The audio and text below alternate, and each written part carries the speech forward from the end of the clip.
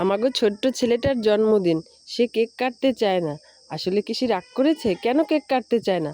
চলেন পুরো ভিডিওটা দেখে আসি, তাহলেই বুঝতে পারবো সে রাগ করছে কিনা। এই যে ছোট্ট ছেলেটার জন্মদিন, আমরা খালামণিরা কেক কিনে আনলাম, কারণ ওর মা তো জন্মদিন করতেই চায় না।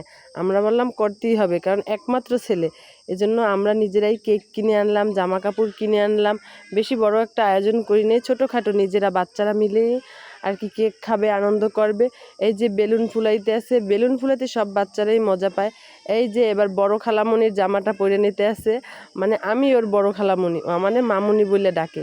এই তো সুন্দর করে জামাটা ওর মায় পরাই দিতে আছে।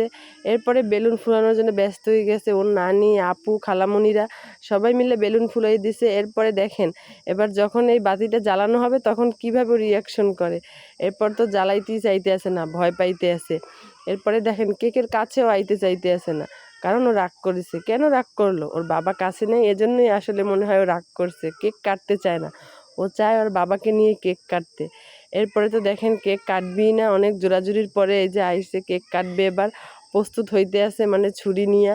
আর এই যে দেখেন আমার ছোট্ট বোন এবার ওর কেক কাটাবে, তবুও রাজি হইতে আছে না।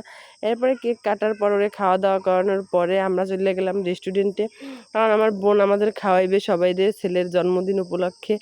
এরপরে সেখান থেকে বিরিয়ানি আনলো, আমাদের আবার ফুচকা খাওয়াইছে। এরপর সেখান থেকে বাসায় আনার জন্য বিরিয়ানি, তারপরে গ্রিল, নান, রুটি সব কিছুই আনা হয়েছে। এবার সবাই মিলে বাসায় একসাথে মজা করে খামু। আর সবাই মিলে একসাথে মজা করে খাওয়ার মজাটাই কিন্তু অনেক আনন্দের।